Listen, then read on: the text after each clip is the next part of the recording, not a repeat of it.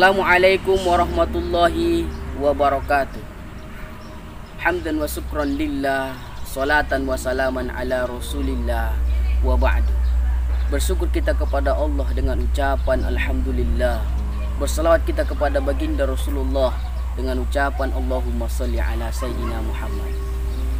Saudara-saudara yang dimuliakan Allah Subhanahu wa taala, dalam kehidupan ini kita sering berhitung tentang angka-angka. Apakah itu angka yang berkaitan dengan karir kita, atau angka yang berkaitan dengan pendapatan kita, atau angka yang berkaitan dengan harta kita, atau angka lain yang kita anggap penting untuk kita perhitungkan. Dan itu adalah hal yang wajar dan baik untuk kita perhitungkan. Namun saudara-saudara yang dimuliakan Allah Subhanahu wa taala, ada satu angka yang kita juga harus memusatkan perhatian tentang angka itu, dan baginda Rasulullah juga mengingatkan kepada kita, yaitu angka usia 40 tahun.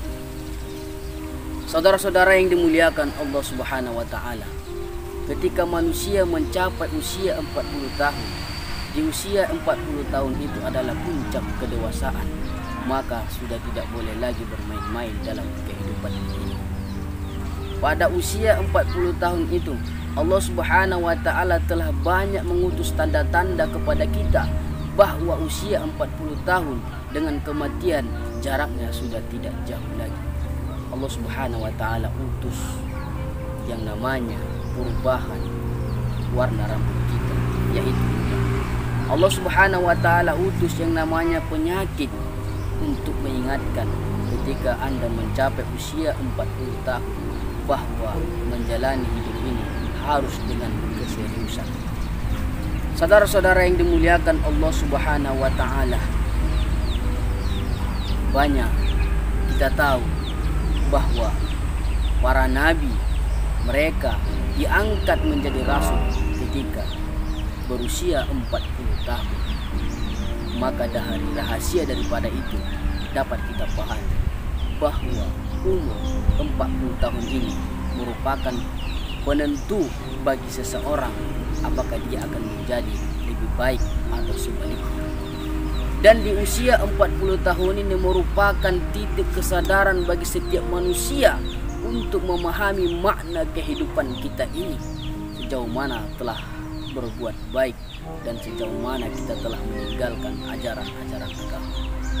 Saudara-saudara yang dimuliakan Allah Subhanahu wa taala, baginda Rasulullah sallallahu alaihi wasallam bersabda yang diriwayatkan dalam sebuah hadis, yamutul mar'u ala ma 'asha alaihi wa yusyarul mar'u ala ma mata alaihi.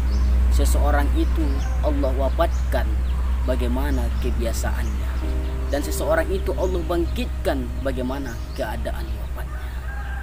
Alangkah terharunya ketika kita mendengarkan ada orang yang mati dalam keadaan membaca Al-Quran, ada orang yang mati dalam keadaan berzikir disaksikan oleh orang ramai, bahkan ada orang yang mati dalam keadaan menyembah Allah, salat berjamaah.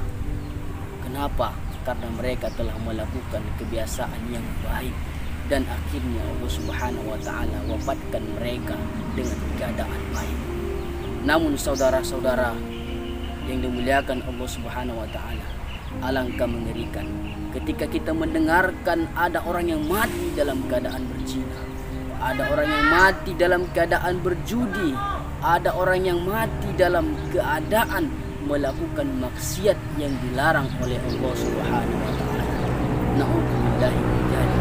Itu terjadi karena mereka telah melakukan kebiasaan dalam kehidupan mereka. Baginda Rasulullah telah menjelaskan dan menegaskan bahwa seseorang itu wafat berdasarkan kebiasaan hidupnya, dan seseorang itu Allah bangkitkan berdasarkan keadaan bagaimana dia wafat.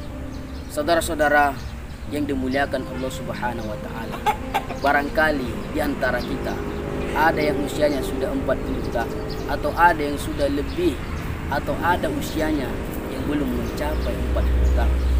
Bagi mereka yang telah usianya melewati 40 tahun, bertakwalah kepada Allah, tingkatkan kualitas ketakwaan dan keimanan, karena setiap perkataan dan perbuatan akan dipertanggungjawabkan di hadapan Allah walaupun sebiji jangka. Bagi mereka yang sudah berumur 40 tahun, maka mawas dirilah, tingkatkanlah ibadah dan rajinlah sujud di hadapan Allah Subhanahu wa taala. Dan bagi saudara-saudara yang belum mencapai usianya 40 tahun, bersyukurlah kepada Allah Subhanahu wa taala.